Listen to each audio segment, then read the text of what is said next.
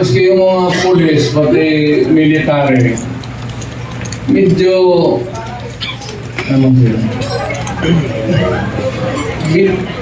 Because of the incongruity.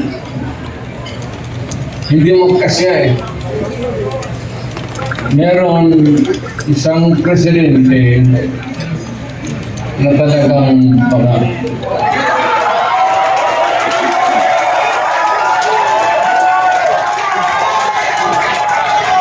hindi naman buang pero yung bisyo ng droga long term yan. Maging olor si Marcos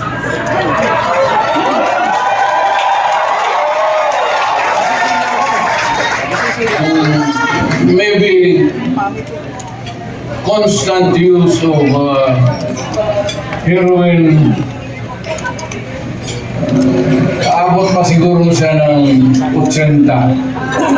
Pero pagdating sa panahon na yan, hindi rin na siya gumagalaw. Hindi nagkatindig lang yan sa kwarto niya. O natutulog. Ganito na lang. Marami tayong problema.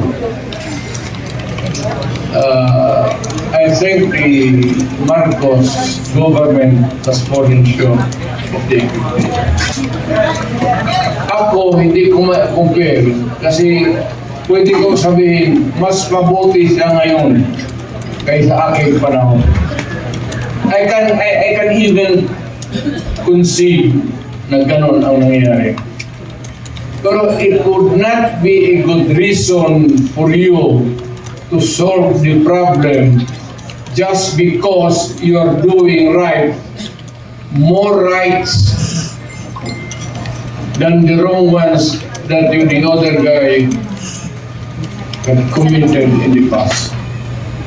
Yung ibig sabihin niya, kung sabihin niya, wala yun ni Duterte, mahina kasi gano'n, okay. But it's not me. It's the Filipino people. At tingnan mo mga Pilipino, huwag kang magturo dyan sa mga kalaban mo, kagaya ko, kasi ako, hindi na ako kandidato.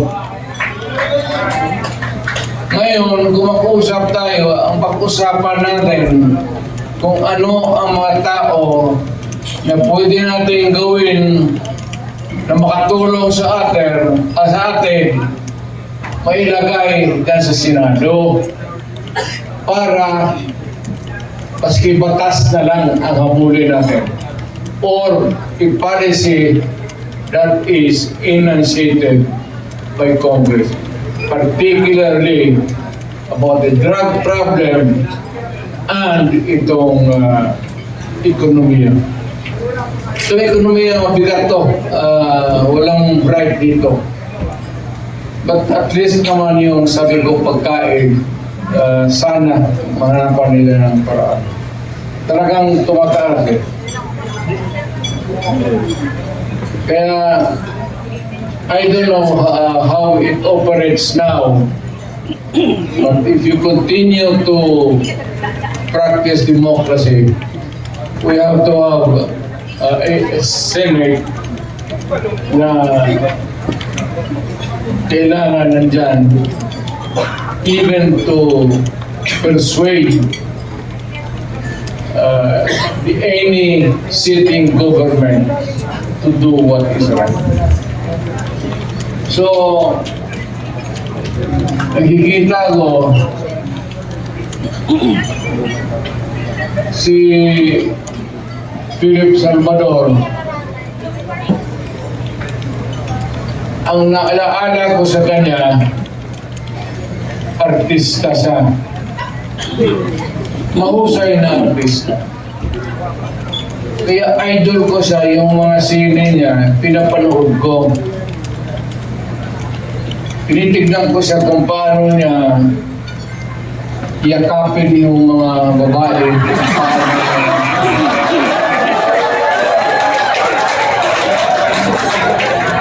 When aside from the fact that I know he would make a good senator, yun ang ang naalaala ko sa kanya. Parang durog talaga ang babae sa yakap pagbamahan. Now we have Atty. Rodriguez.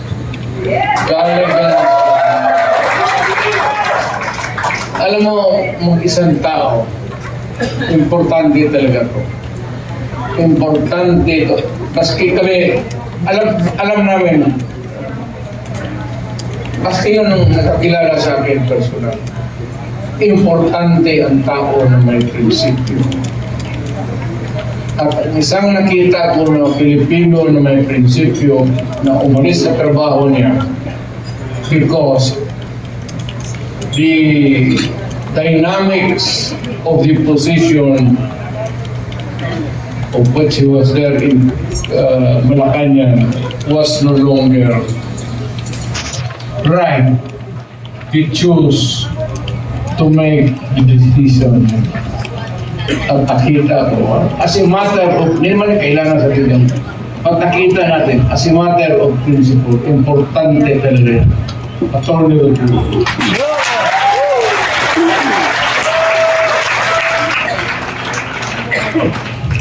Itong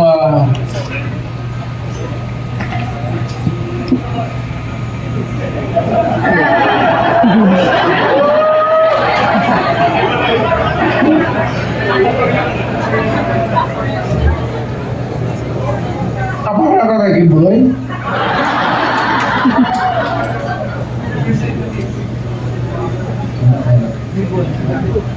Si Pastor.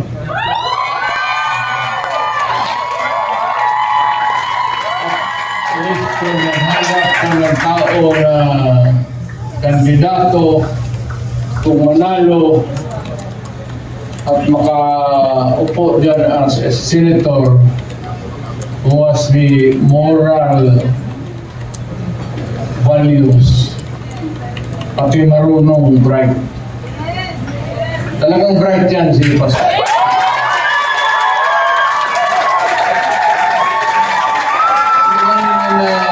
Kami, pastor, ano na yung sinasabi, yung ganon, ang mga apostoles, apostoles hiyawa. Dito tayo sa politika ito eh. So, yung Pastor Kiburoy, para sa Senado.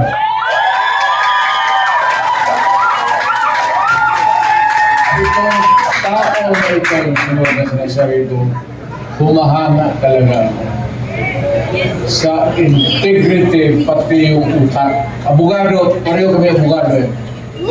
Kapag nagsalita ito, hindi ko naman kilala ito, but yung the constant exposure sa TV, parang natauhan ako, magaling ito ah. Alam niya, sinasabi niya, pati tatanong-tanong ako, eh talagang is one of the upright na tao na bira mong makita na gano'n. Yung mga bright na karihan kasi ng mga bright, mga gago eh. Haluan nila yung trabaho nila ng kagaguhan. Alam mo, ako talaga, it was I who sought him. Ako naghanap sa kanya para magkilala pa siya. Talagang bubilib ako sa kanya. Marcoleta.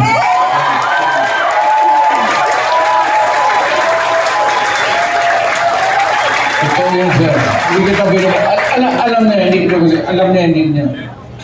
Nung lumapit ako sa kanya, sinabi ko, Sir, believe ako sa iyo. Diretso, alam niya. Alam talaga niya. Mga sir, kailangan natin sa Senado. Ngayon, marami kasi sila, ano dapat ang gawin natin? Patayin natin yung mga senador ngayon para makakante.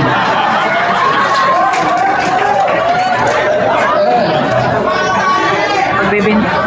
Issue na lang ang gagawin namin is yung mga BBM. Nakapatay tayo ng mga 15 na senador. May pasok na tayo lahat.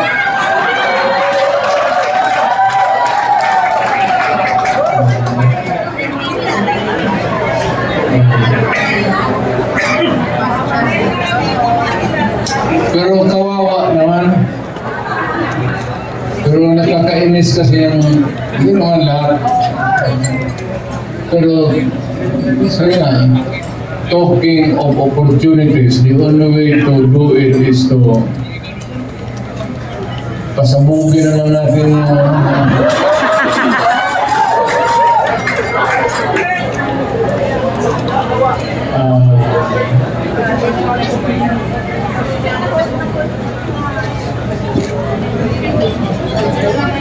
itong sa sunod ko, mahusay na abogado to. He's a practicing lawyer and he's really very bright. Marunong talaga. Marunong sa lahat. Abogado, sa trial,